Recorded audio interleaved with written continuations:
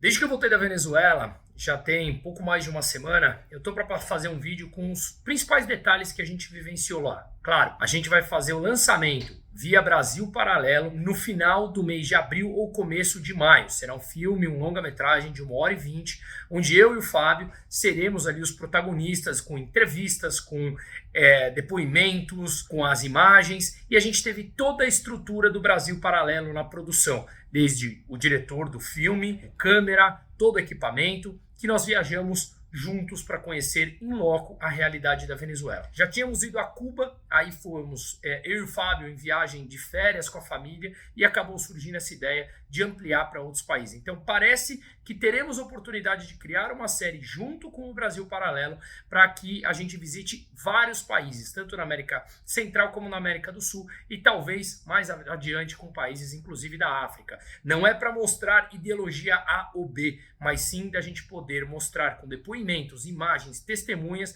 o que está acontecendo. Não apenas de ruim, muitas vezes nós nos deparamos com coisas até melhores do que a gente imaginava num cenário de caos. E muitas vezes onde a gente espera só coisas boas, a gente vai encontrar coisas também negativas. Inclusive para isso, a gente lançou um novo projeto, eu e o Fábio, que chama Além do Óbvio, em que a gente vai mostrar a realidade de diferentes países, muitas vezes em loco mesmo. Então, como é empreender em países, digamos, como a Suíça, positivos? Tem coisas ruins? Claro que tem. Vamos entender para a gente sair da notícia, a gente ir além do óbvio, assim como a gente fez agora na Venezuela, trazendo no meio daquele caos, daquela tristeza, coisas que podem ou estão emergindo como uma possível possibilidade de melhoria, digamos, no médio ou no longo prazo. Coisas que a gente não vê na manchete aqui. Então a gente já está com os canais prontos, será um podcast em que a gente vai entrevistar pessoas que moram em vários países do mundo para sair do óbvio, além do óbvio. Deixo aqui também os canais, seja no Instagram e no YouTube, e a gente vai começar daqui 15 dias esse podcast com entrevistas. Já vai lá, se inscreva, compartilhe, porque nos ajuda muito nesse trabalho. Pois bem, vamos tentar passar pelos principais pontos que a gente viveu na Venezuela, que eu considero importante. Claro, vou dar uma pincelada e o restante detalhado estará no filme, no lançamento, dentro da plataforma do Brasil Paralelo, que vocês podem baixar o aplicativo e, de novo, ter esse 50% de desconto até domingo. Na próxima semana não será mais 50%. Veremos se continuará com algum desconto na assinatura. É provável que sim, mas sem dúvida nenhuma menor do que os 50% que eu consegui nesse patrocínio com eles até o domingo agora, tá? Pois bem, alguns pontos importantes. Nos últimos 2 anos, a coisa começou a melhorar, uma falsa melhora na economia venezuelana que vive desde 1999, quando Hugo Chávez assumiu o poder, um sistema totalmente socialista. Em 2002 teve uma tentativa de golpe para tirar Hugo Chávez do poder e aí ele, para se vingar, começou a expropriar as pessoas que estavam envolvidas nesse golpe, expropriar as casas, expropriar empresas e obviamente começou a base do sistema socialista com socialização dos meios de produção e mandando embora as empresas privadas. Desde 2013, a Venezuela teve o PIB que caiu 75%. Não há país no mundo que tenha caído nessa força, mesmo em cenário de guerra, sequer a Síria. Então, a Venezuela conseguiu essa façanha com a sua saga socialista. É isso que eles entregam. Mas não ficar fazendo só apenas uma crítica, vamos falar os principais pontos. É óbvio que infraestrutura, saúde, educação é extremamente precário, né? A gente vê pessoas da classe miserável, pobre, média e alta achando normal ficar sem eletricidade 1-2 dias por semana. Ficar sem água, então, é super normal. Mesmo em Caracas, na capital, que é considerada a bolha da bolha, é super normal você ter suministro de água de 2-3 dias por semana. O resto você precisa estocar na caixa de água. Os mais ricos conseguem contratar empresas privadas para cavar um poço do lado da casa para ter essa ligação direta e não faltar água todos os dias. Mas é super normal. Então eu fui super normal. Quero dizer, a gente normaliza essa situação quando o ser humano se adapta a absolutamente tudo por conta da precariedade do sistema.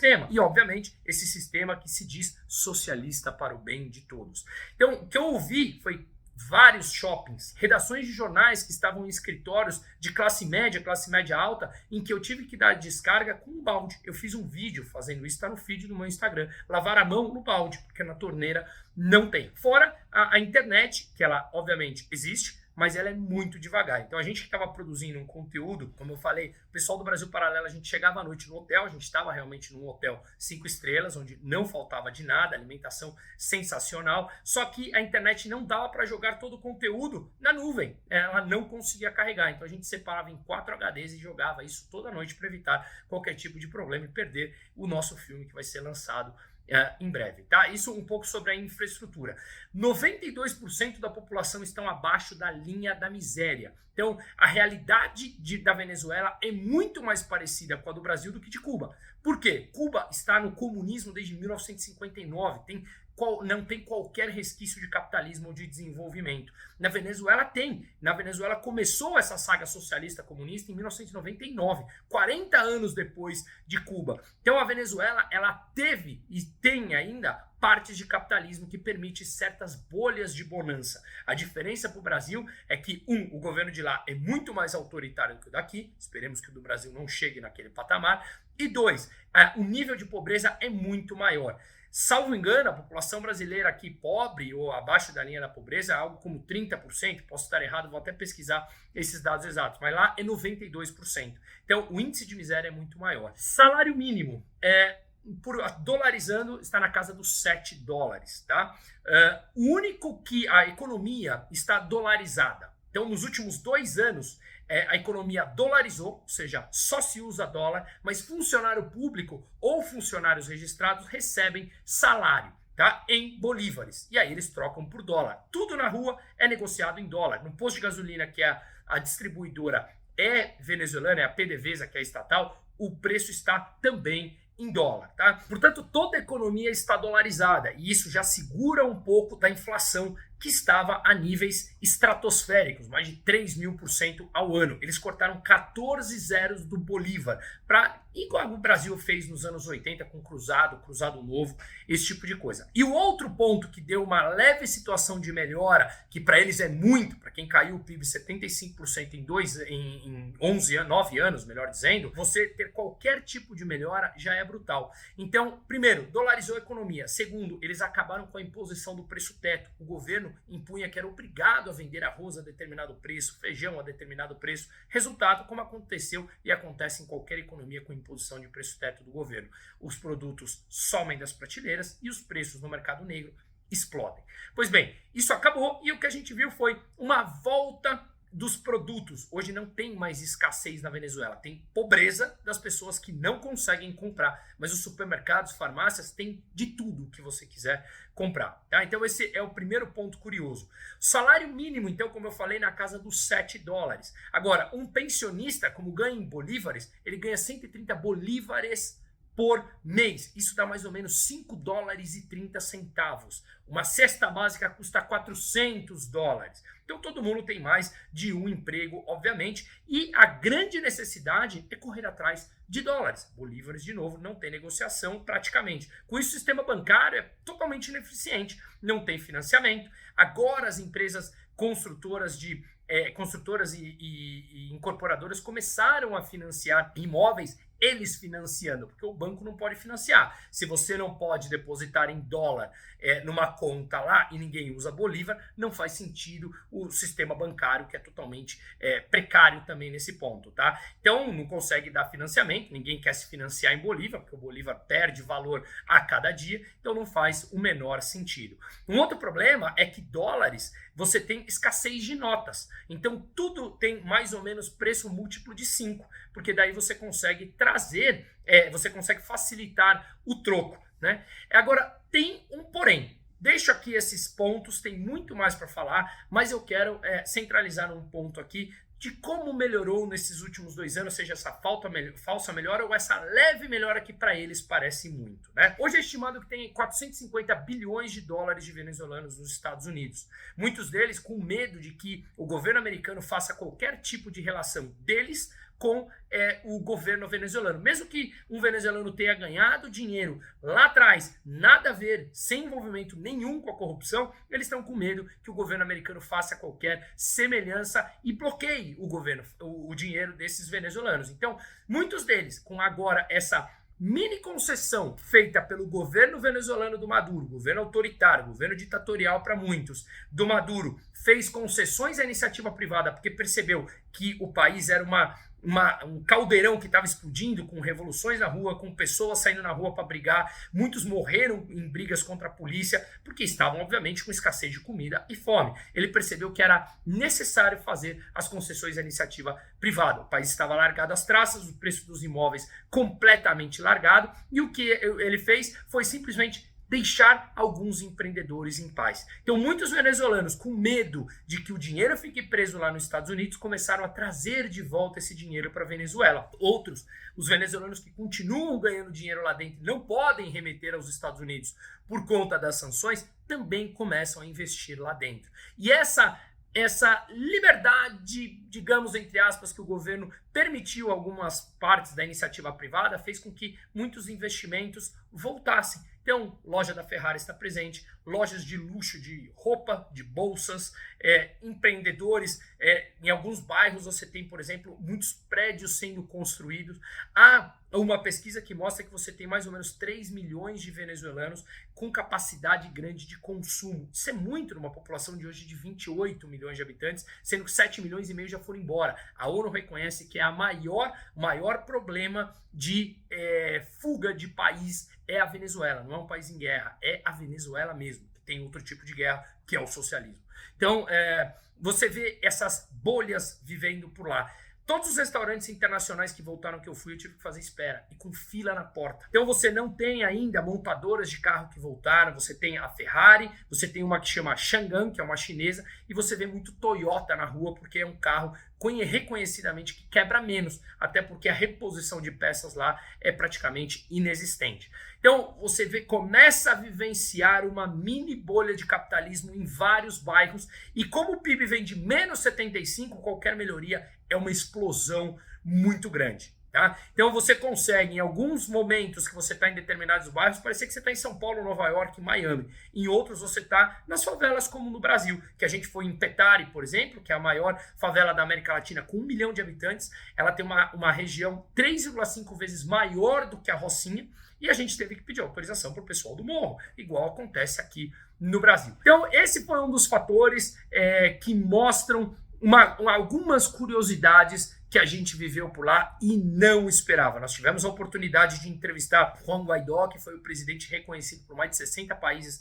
até novembro do ano passado. Foi o presidente interino, não conseguiu fazer mudanças, o povo realmente se decepcionou com ele, e o que a gente vê é um povo que não acredita mais na mudança de governo, mas acredita que o governo terá que continuar a fazer concessões à iniciativa privada e pelo menos eles possam voltar a viver minimamente em paz, mesmo dentro de um regime autoritário, um regime ditatorial, como muitos dizem. Mas não é uma ditadura convencional, porque a gente gravou lá e pôde postar coisas totalmente que não seriam interessantes para o governo mostrar. Ninguém falou absolutamente nada. Entramos e saímos do país também numa boa. Segundo me falaram, a repressão da força policial contra roubos e furtos começou muito grande, até porque eles precisam atrair dólares de volta para o país, que a gente teve super tranquilidade em andar com os celulares, com dinheiro no bolso, à noite também. No hotel falavam, não saiam a pé, mas isso também acontece aqui no Brasil. Enfim, é paradoxal demais. Muito mais coisa vocês vão ver no filme, e aí lá tem todo um roteiro, toda uma história, tudo que a gente viveu, porque tem certas coisas que realmente não dá para entender, tá? Só estando lá e mesmo assim fazendo muito esforço. Mas uma coisa interessante, há um ano atrás uma pesquisa mostrou que quando perguntavam aos venezuelanos qual era o ponto mais importante para eles, 50% falou que era política. Hoje caiu para a 14ª posição, com 6% dos votos dando importância para a política. As pessoas abriram mão disso, simplesmente falam, quero viver em paz. Sei que esse regime autoritário continuará, aí eu só quero que ele faça concessões à iniciativa privada. Então não sabemos se essa mudança de governo, quando virá, será por evolução, evolução, quando a oposição vai tomando parte do governo, a população vai se inteirando mais até que eles ruem de podre, como foi a União Soviética, brigando entre eles, ou será uma revolução em que de repente você sai de um governo autoritário para outro do outro lado e deixa um gap aqui no meio. Enfim, foi uma experiência incrível e enriquecedora demais, onde um povo extremamente receptivo, nos deu as boas-vindas, abriu a porta de casa, mas muitos, obviamente, ainda com receio. Esqueci de falar de um ponto importante do posto de gasolina. Você tem os postos subsidiados, onde custa $1 você enche o tanque do teu carro.